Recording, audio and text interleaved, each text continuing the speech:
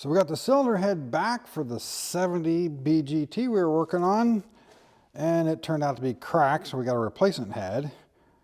Now we're going to show you a little closer look at the head and the crack, where it's cracked, and actually a slight anomaly with the head. So this is the head that came off of it. This, by casting number, is the correct cylinder head for a 68 to 71 MGB. But interestingly enough, the date coding completely looks wrong. The date code should be just like this one is done. This one would be the 13th day of the 5th month of 1963. Well, this is the late style date coding that was done like 72 and later. Would have showed 28th day, B would be February, and the 4 would be the last digit of the year, so it'd be 74. But they weren't making these heads in 74. So this could be a factory replacement casting, which would explain the different casting or different numbers here and the M here, which I have never seen before or can't remember ever seeing before. But normally when they would replace the replacement castings, they would have a different casting number here. And that's where we come up with all these oddball castings that's not logged into catalogs and that we can't find any information on because they're usually replacements for like gold seal engines or just replacement factory heads. So anybody seen that before, just comment below, let me know, because that's a new one on me. But at any rate, this thing, we had it magnafluxed. Now the way they do magnafluxing is you hook power to it. You're going to energize it with electricity. And then there's two ways of doing it. One is a liquid with a fluorescent dye in it. It also has like a really fine like iron powder in it. And when you electrify, give a charge to the head, you end up with wherever there's a crack being kind of like poles on a magnet, sort of, where the iron powder within the die collects on that line and sticks to that line. It won't stick to just a flat part with no crack in it. And then you take a black light and it just shows up really bright. There's the crack. The other way they can do it, which is not as easy to see, is you can actually just dust a fine iron dust over top of it. It'll stick to the crack too, but just not quite as visible. This particular head is cracked right across here and then right across here. And it's really, really hard to see. You won't see it at all on the camera, but I can barely see it with enough light. It looks like it's cracking all the way across here. And then and I think that's actually part of the crack as well, which is why this one cannot be saved, or at least economically saved. People can argue that. So what we got here is a replacement cylinder head that I had up at the machine shop that tested good. These early heads, this is a 63, tend to always check pretty good most of the time, or most of the time at least. Where these ones with the air injection ports, a lot of times they can crack right along this edge here, one side or the other, right along the air injection port. And this cylinder head can also crack right across here, all the way across. I've had a number of them I've seen like that, and actually I had 3 or 4 of them up at this machine shop right now that were from the same year ranges that were all cracked across here. So yeah, they were junk. So this head fundamentally is a direct replacement for this head. Same exact combustion chamber, same valve sizes, everything. It just does not have the air injection ports. And the owner of the car said he's just fine with not having the air injection ports in there. No problem. So this is the head we're going to be putting on it. So before we go and chuck that cylinder head onto this engine, while we got it this far apart, it only takes a few minutes to pull the lifters, or the tappets, cam followers, whatever you want to call them, and take a quick look at them and see what the condition of those are, since they are a common failure point on these engines, especially with these big, the tall bucket, or the tall milk jug style lifters. At least with the shorter bucket style, we have some available that are better quality, tested, match sets, all that stuff, where these we don't. So it's always worth taking a quick look while you're this deep in. And we did find one in particular that's a real problem. Look at the end of this. The wear pattern shows it has been spinning in its bore, but if you see this, all of the surface hardening there, a lot of it's missing. That will eat a cam up pretty quickly if it gets any worse than that. I have taken a really bright light, shined down in there and turned the motor over, looked at all the lobes of the cam, and at this point they look pretty good. Then the nose where the lobe still looks nice and crisp and not rounded over. But we also have several lifters, there's actually 4 of them, that look like this. You see the wear pattern is straight across instead of circular. So that means this one's not spinning in the bore as the motor's running, but the surface hardening is still there and good on that one. But we do have 1 or 2 others where, like this one here, you can see that the wear pattern is straight across, not spinning, but if you look close, you'll see the hardening is just starting to come off. These lifters are cheap. And you can put new lifters on an old cam if the cam is in good condition. You just have to put the cam break-in lube on them and do the proper break-in on them when you start it up.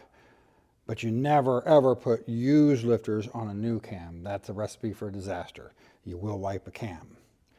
So we got 4 that aren't spinning, and it would be nice to go in there and hone those, but I don't really like doing that because when you hone it, whatever material you're taking off is going to end up in the oil, and then you got to get that flushed out, and that could cause undue wear on other parts of the engine. But you can do that, and then change the oil, which we're obviously going to do anyway, and then run it up, get some heat in it, and change the oil again. Try to get that stuff flushed out of there. So the next thing we got to do before we actually put the head on is we need to look at the surface of the block here. Now I went over the surface of the block with just a little wire brush and some solvent, cleaned up the tops of the pistons and the actual surface here, deck surface. And one thing about this engine we know is it has been rebuilt already because it's 30 over pistons in it. But if you notice here, we still see all of the factory markings here and in this one here. That's the telltale sign that it's never been surfaced. Because even if you take a pretty minimal amount off the top, this usually disappears.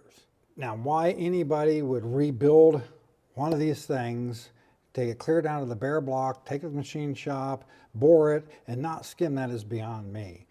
It's a pretty minimal amount in relation to the cost of building an engine to have this skimmed, make sure that this is nice and flat and a good surface prepared properly for a gasket. I never rebuild an engine and have it bored and everything without skimming that, because I want to make sure that we're not going to have any problems with the head gasket. And just taking a few thousandths off isn't going to change the compression ratio enough to worry about. And actually, usually most of the gaskets today are thicker than the factory gasket anyway, so you're actually kind of getting back closer to the factory compression ratio. But one thing you should do, I think, when you take a block in to have it surfaced is because of the popularity within newer engines of the MLS head gaskets or multi-layered steel, you should let your machinist know for sure what gasket you're putting on, because they will prepare that surface differently. Like in my case, when I took my engine in for my performance build, I'm using an MLS gasket.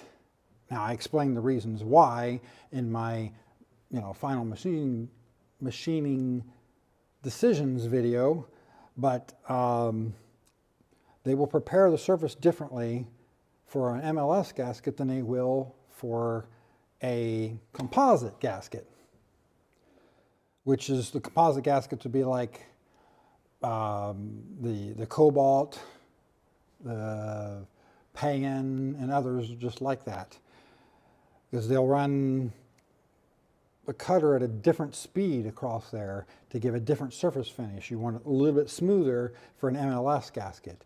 And so many machine shops today are so used to everything being MLS gaskets, you want to make sure that they're prepping it properly.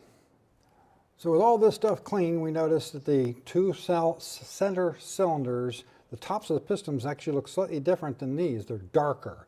We already know that there's been a lot of heat in those two cylinders from looking at the cylinder head and all the cracking around those.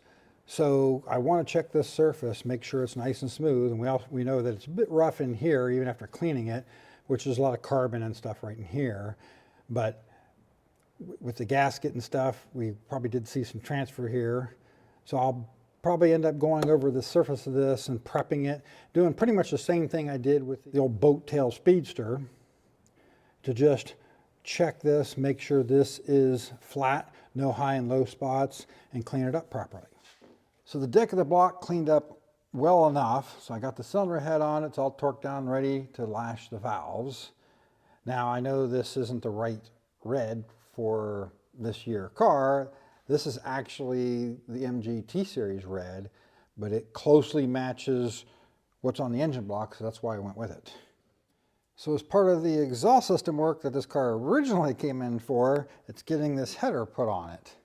Now whenever you're doing any conversion to an aftermarket header, or you're doing a carb conversion, doing a different intake or an aftermarket intake, you need to measure the thickness of the flange here and the thickness of the flange on either your exhaust manifold or header, depending on what you're doing, because there were two different thicknesses of these flanges. So even if you're doing like a conversion from a single carb to dual carb, it may not match what you've already got. But when you're buying the aftermarket stuff, like the headers, the thickness of the flanges on the headers don't come in the same thickness as either of the factory thickness flanges. So you need to account for that. You measure the thickness of this, measure the thickness of this, see what the difference is. In our case, on the calipers, is 185 thousandths. So I got two of these washers, comes up really close to that. So what I'll do is I'll weld these together, and I'll cut it in half and put half of that on one side of the clamping washer that holds it on, and you can attach that. You want to attach it in some way, either glue it, tack it, or something, because it's a pain in the butt to sit and fumble with them and try to get them in there. The other way you can do it is if you're doing a header, you can weld them right onto the side here as well. And anybody who knows me knows that I never put these studs in, because with the factory exhaust manifold, hits here and you can't quite get it to come up over and slide over those studs if the exhaust system's still connected. So I always leave those out and then stick bolts in there instead of messing with those studs. It's a whole lot easier to work with. In this case, I went ahead and threw this header in before I put the head on, because these are a tight squeeze to get them in. And without the head on, it just gave me a little bit more room to kind of twist and work and get it down in there.